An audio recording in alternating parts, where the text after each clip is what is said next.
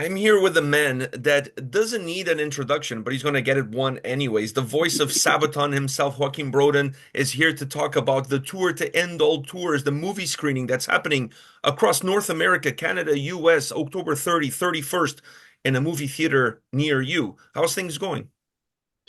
Pretty good, I must say. We got lovely weather on tour in the US with Judas Priest right now, so absolutely amazing. Life is good. So let me ask you this: the success of both your last records, the Great War and the War to End All Wars, taken you guys on this massive tour across the world. It seems like you guys have been touring basically since 2019, outside of the pandemic, obviously. It feels like this tour never ends. And you still find ways of creating interesting outlets for the things that you guys are doing. This one being the latest of having this show that you guys recorded in Amsterdam put out there for fans to be able to see at a movie in movie theaters. When did this idea start to take place, and you guys realize that more than an idea, this is totally doable? I'm not sure we know it's if it's totally doable. We'll see if people show up first. uh, but in a sense, I mean,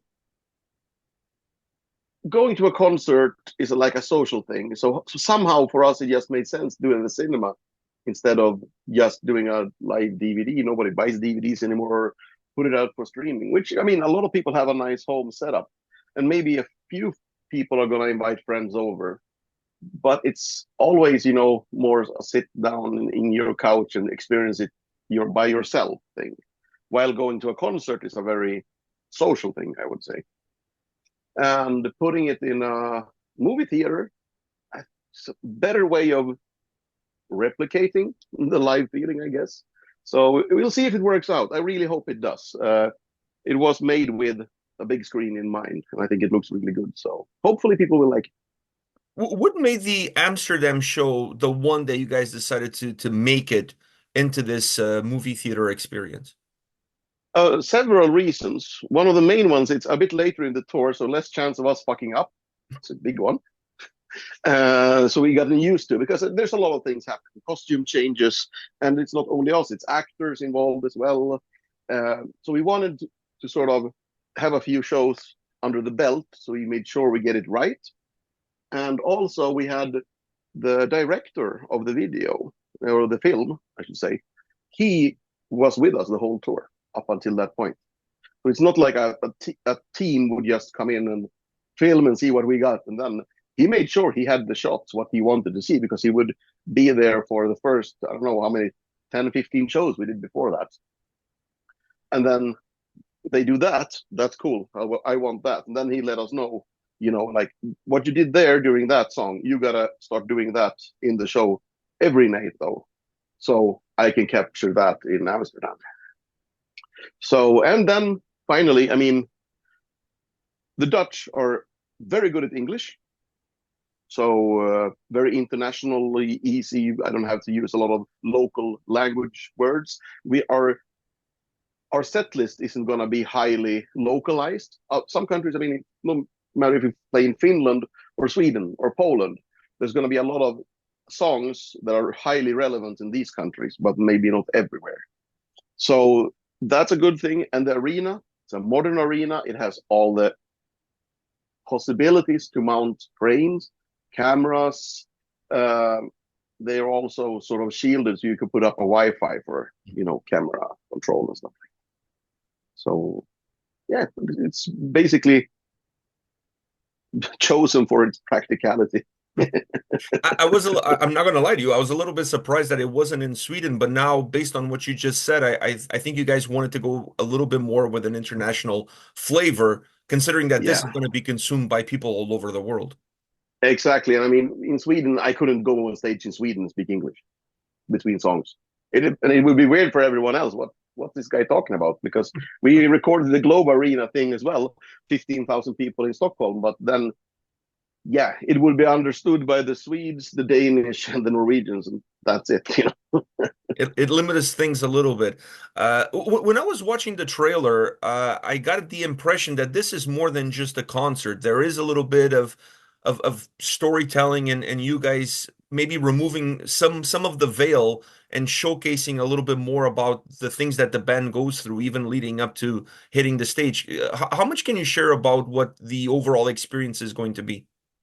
Well, it's the majority of it is a concert experience that people are going to see. There are extras though, where we, as you said, open up about a few things. There's some I wouldn't call them really secrets there, but it's a lot of things that I think most people wouldn't know or be aware of. So, but yeah, I mean, I don't think people should expect a documentary. Really, it's more a concert film with some more extras added. That's cool trivia or fun information.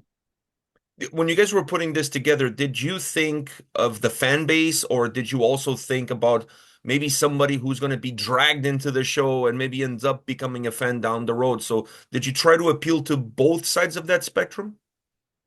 We well, actually, it's like we had this. That's the biggest production we ever did, and we are aware of that. Like we can bring that production to most of continental Europe in a sense.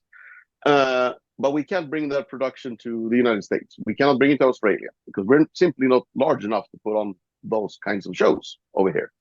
So it's also a way for us to show fans from all over the world and share that with them. Because it feels like we feel like traders when we have to go here and not bring everything. But if we're, I don't know, 3 times smaller in the US than compared to Europe, we have a 3 times smaller budget to work with. That is definitely some. I mean, at least the last time I saw you guys in Toronto, you guys had the tank, so that was already an Yeah, upgrade from the previous times I saw you guys. So we try. I think you guys are upgrading every single time you come to North America, because I can see that in the venues and the fan base and how fast you guys are selling the tickets. I think it's a matter of time before you can bring that European production here. I hope so too. You guys are playing this across 500 cinemas over 2 nights in North America. Do you feel like this is your biggest endeavor ever? In a way, yes and no. I mean, it's so weird. I'm not involved in the whole process of pitching this to cinemas. That was Pad, the bass player, who was like sort of taking that whole thing. And I thought, oh, cool idea. Yeah, maybe we'll get 200 or 300, cinemas around the world to show this. But we're talking, I don't know, it's almost 1,500 cinemas globally going to show this. And it's way beyond what I expected. But on the other hand, uh, if we fuck this up, it might not happen again. So hopefully people will come see it because it was fun to do, and I love the idea of it. So I'm really hoping this works and people turn up and watch it. So not only for us but also for other bands. I mean, imagine that if you have a tour coming and that band couldn't bring that production or couldn't make it to your territory if you live in a country where maybe that band isn't popular enough and doesn't tour, but you could still go to the movies. And it's a movie theater, so I don't know, anything from 30 to 300 people would fit, I guess. And there are a lot of bands who could, get 70 fans or 300 fans to join together and buy tickets, and they'll meet other people who like that band. And I don't know, have a beer and sing along to the songs in a movie theater. Beat sitting at home in front of the laptop, I think. To me it sounds way better to get a bunch of Sabaton fans at a movie theater taking over a room to see a performance, having popcorn and enjoying themselves. I think that's probably the next best thing to actually seeing you guys live in person. Yeah. But I take from your comments that in the back of your mind you're obviously there's some concern. You're hoping for the best, but there's always this cloud of doubt in the back of your mind. What for you would make this a successful endeavor? That we get enough money so the movie theaters thinks, wow, this was a cool thing, it's worth doing again. Then we have a win. Well, if Taylor Swift can do it, you guys can do it. Well, she might be slightly more popular than us, though. But not with that same fan base. Like definitely not within the same fan base. So I think you guys are gonna be I think you guys are gonna be fine. I really like the thought, the concept and the idea. And I think it's going to be really interesting to see who shows up and how people are going to show up. Are they going to show up the same way they show up to a show? Everybody dressed up and Yeah, Like, I'm really curious. Like I'm dying to hear when the show in Toronto is going to be and where it's going to be because I'm going to go because I really want to see the atmosphere. Are you guys doing anything in terms of having maybe some hidden cameras here and there to capture some of that, or are you just kind of dependent on fans to record their own stuff? Unfortunately, it'll be dependent on the fans sharing with us. So hopefully, if anyone sees this, please share it, share your experiences online, and let us know if there was something that was great or if there was something that sucked about the film. That's also valuable for us. But most importantly, I think it's like we wanted to be. I mean, the original plan when we started this was like, okay, we can go and sneak out. We can send band members secretly to five screenings all around the world. You know, he has, hey, random thing. Maybe I'll fly to Kansas City and just pop up there, you know. However, as it turns out now, it's like releasing earlier in Europe. So we're in the US touring as it premieres in Europe. And then we leave and go to Europe before it premieres in the US. So that's a, sorry for my language, fucking shame. Yeah, I honestly I thought you were going to say that there's going to be a chance of you guys, all of you, picking one place, whatever the place is, and all of you guys showing up as a surprise at that one place. I think the roof would come down. It would be such a cool No, thing. I think we wouldn't do that and send all everyone to one. We take like send one to each and every place. So maybe Pat would be in London, I'd be in Kansas City, Chris would be in Madrid, and you know whatever. Wow, that would have been Um, cool. just send everybody out and randomly, and not announce which one in advance, obviously. But yeah, not possible at this moment. Well, look at this. It's something for you guys to look forward to the next one. If this one is as successful as we all hope it is, then there's going to be a chance of you guys doing this again in the future, and then you can do that as part of the next release for the next one. I hope so too. And you can put that in the promo, like, hey, we're gonna show up surprise. We're not gonna say where it is, so everybody's gonna buy a ticket, hoping that they hit the Yeah, jackpot. It's like the Willy Wonka golden ticket. yeah. I mean, get a yeah. I guess most people would want most of the band, but on the other hand, you have a five times bigger chance of a meet and greet or something like that, Yeah, or that is just true. taking a big picture. Well, when you think back of that evening when you guys recorded this, were you extra nervous? Were you guys feeling a little bit more pressure considering that this was going to be the recording? Yeah, always when there's a recording. But on the other hand, we didn't know when we recorded this that it was going to be this. We knew we were recording it for a release, but we also recorded others. So it wasn't that total sense of dread, like, okay, if we mess up now, we're screwed. This was more like, oh, yeah, I'm nervous. We're recording this, but in case something goes horribly, horribly wrong, we got other shows that are being recorded as well. You know. So and luckily enough, it worked out, and this whole cinema thing with being as big as it became with over 1,000, cinemas over the world. That's something that came later. So I'm happy I didn't know about that when we recorded. Because I saw on the clip you announcing to the crowd that it was being recorded. Yeah, How was the response from the fans when you told them that? very happy. Uh, I mean, it's like you could see some people are a bit uncomfortable by it. But the general thing is always like, yeah, okay, we're being recorded. Let's do this.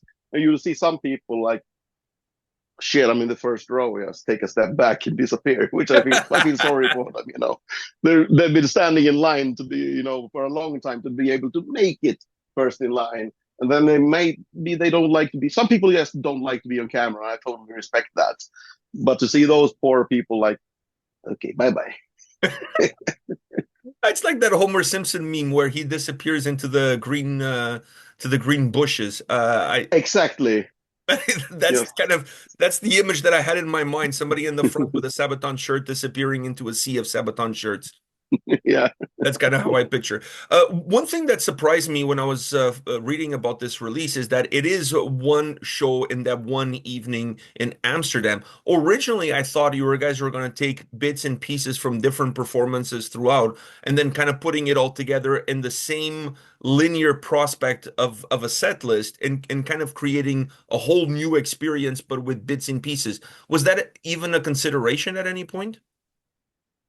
And it's a fun idea. We love that because I mean I grew up with Iron Maiden, a real dead one, and a real live one, where they have it's a live album, not any video there, but that they just have one song from a little bit of everywhere from their tour, and I would love to do that.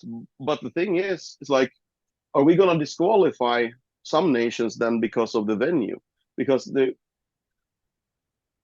getting those cranes, and I mean, first of all, the cost of recording all the shows with all Mhm. the same equipment, bringing that on tour, and then still to have, I would say, about a third of the shows wouldn't technically be possible anyway, due to space restrictions or local regulations, what you're allowed to film and not.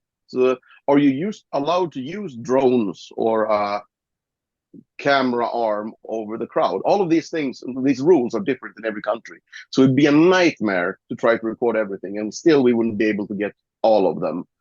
So it would be like, we got to pick and choose. So I think we did 2 or 3 shows on the whole tour were recorded, and we know at least if we mess one up, we'll survive. Speaking of surviving, you've been on the road for a very long time. The success of those two records have put you guys into this tour to end all tours. How do you manage it mentally, from a mental standpoint, the fact that you guys have been on the road so heavily and so consistently? Well, I would say it's a myth, actually. I'm not to be rude towards you. It's like there's always been stuff happening around us, but we haven't had such a brutal touring schedule at all. It's actually been quite, not easy, I would say, but it's not as taxing as we used to do it. I mean, go back 10 years and we would do 170 shows in a year. We've gone for 230 days a year or something like that, maybe more, 250, I guess. Um, it's just that we've done things and we had all the breaks. I mean, we've had time to work on new music during this period. I mean, we did, yeah, that tour we're talking about now. That's almost a year and a half ago that happened. Mhm.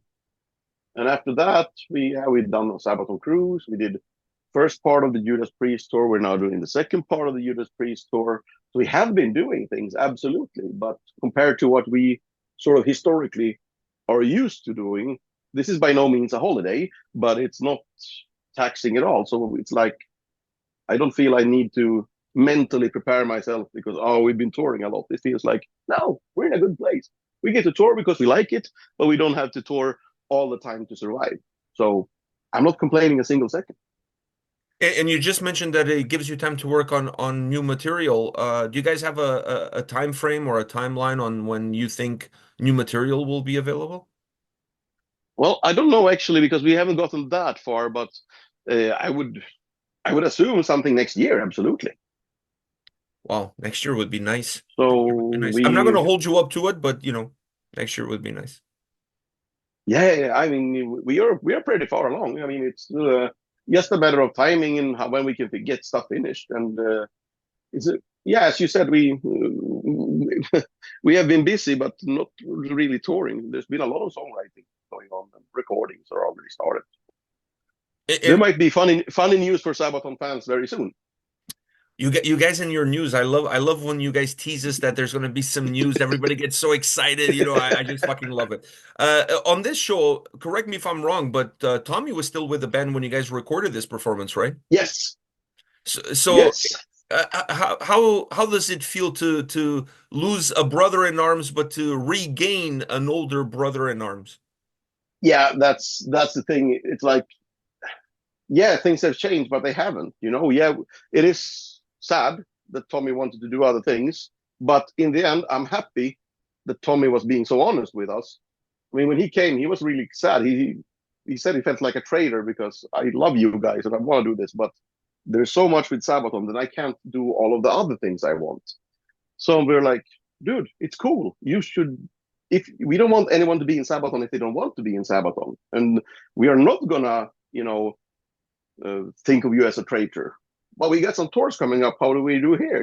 And he said like, yeah, I can join the tour we did with Judas here in April, May, earlier this year. he said, I can join for that for sure, if you can't find a replacement. So our biggest problem was finding a replacement because we talked about it and nobody had like a guy they believed in. We just had a few ideas and like what in the hell are we gonna do now? Um, and by chance, because I was already writing a song together with Tubbe, we've been, he lives not far from my parents these days, and we've been steady good friends, and we've been writing music together even after he left the band. So, for example, the song "Fields Overdone" we wrote together even Oh, after he left wow. the band, and we thought we were gonna do some more for the future. And I asked him and I told him like Tommy quit and he's going to be with if possible to do that tour, but he's unsure about the summer. If we can't find anyone, could we like get you to join us for a couple of shows over the summer? And he just went, hell yeah. I'm like, whoa, that was fast and easy. So we talked about it later about on a meeting with like everybody in the band who the four who remained sort of what we were going to do, and we just said, you know what, it's probably a stretch. He left for a reason, but he's in a different place now. Before we even consider or go further with all our options and start looking for it, should we just ask Tobbe? And everybody's like, yeah, 100%. So I went to his house and asked him about how do you feel about wearing camo again? And he said, I gotta say, I'm really tempted, especially since I started thinking when we were writing that song, and but I gotta talk to, you know, my family, and I have to think about this. But yeah, it feels right to me, he said, but I'm gonna need some time. So I thought, dude, absolutely, this is a big change, in your life. He's got another job now. He has to quit, learn, relearn the old Sabaton stuff, and totally learn the stuff we did when he wasn't in the band. Mhm. So we figured we'd hear from him in a week, and I drove back home. 20 minutes later, he called, you know what? I'm in. So that's short thinking. Okay, are you sure? He's like, hell yeah, let's go. He just needed So time to get his camo pants out of the closet, dust them off, yeah, and then to put see if them they back still on. fit. Yeah, see if they still fit. See if they still fit, and then he's like, "Okay, you know what? Everything we're good to go. We're good. Everything Yeah. is good on the Western Front." Yes. That's kind of how that story happened. I love that you guys were able to go full circle on that. I'm super excited for what you guys are doing with this release, the tour to end all tours. Like I said, 500 movie theaters across North America, 2 days, Canada and US. It's unreal. This Yeah. I'm telling you, this is Taylor Swift material that's going on here. Grounds, you guys are breaking new grounds as far as metal is concerned. My last question for you is, I know you've been touring across North America, obviously in support of Judas Priest. But when are we going to see Sabaton on a headlining run that at the very least includes a Toronto show? I know you guys have played some shows in Montreal, but it hasn't been a Yeah. Toronto show in a very long time. No, it's unfortunate when you're supporting, you don't decide where you play. You go where the main act goes. But we're looking into a US or and Canadian and possibly, well, American, I should say, whole thing to see where we can fit it into our schedule. So it is absolutely in our plans as of now, but I can't make any promises because I don't want to make people disappointed. It's not like I'm being trying to be secretive. We are looking at time frames, and I have uh, the indications and information that's probably going to happen at this point. So we've gotten that far, and a lot of probable venues. However, we're still waiting on, always about the promoter in that country or in that city. And if we can't get those dates right because they're all strung together, then we can't do it at that time. Then we have to start over again and look at another time frame. So I don't want to make a promise saying like, yeah, we're coming then, and then yeah, things go south towards the end. Yeah, and there's also the venue situation because my perspective is you guys every year the fan base in North America has increased exponentially. So where you played 5 years ago or 6 years ago, it's not going to do anymore where you're going to play now. You're going to need a bigger venue. I just feel like that's the path you guys are on. So that's going to play a role and a factor as well. Yeah, and there's a lot of other bands and comedians out there in that size, so it's harder to get those arenas. So you're looking at, yeah, you could do there, but you're on the fifth pole. because we're not the only one testing out how could we tour. So we also have to wait for other tours that are happening for them to decide, no, we're not going to do that. We're going to move over here instead. And then all of a sudden we're fourfold or fourth in line for that date. So there's a lot of that.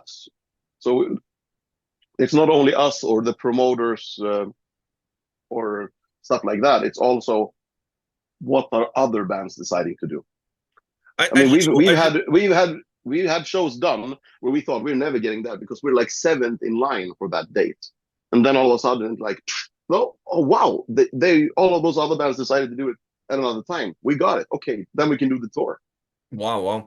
I just hope you guys do come back quick with a headlining tour and not in support of Oasis. Yeah, we can be pretty certain that Oasis don't want us, and I'm not sure we're that interested in joining them either. Not that I hate Oasis, it's just the wrong thing for us. Yeah, that would definitely be the tour that would end all tours for you. If you know what I mean. Like if you can read in Good between one. the lines. Yeah. That that Yeah. would that would definitely be it. Joaquin, thank you very much for your time, man. It's an absolute pleasure to have you on the channel. Thank you very much for giving me the time today. I wish you guys nothing but success with this release. I'm gonna go to one in the area near me. I'm just waiting to find out the dates, and I'll definitely be recording a lot of videos and tagging you guys because I want you guys to get a feel for how it was to be a fan and attending one of these theatrical releases that you guys are putting together. Thanks for that, man. And thanks for having me, by the way. Oh, my pleasure, my pleasure. All the best. You too. Bye bye.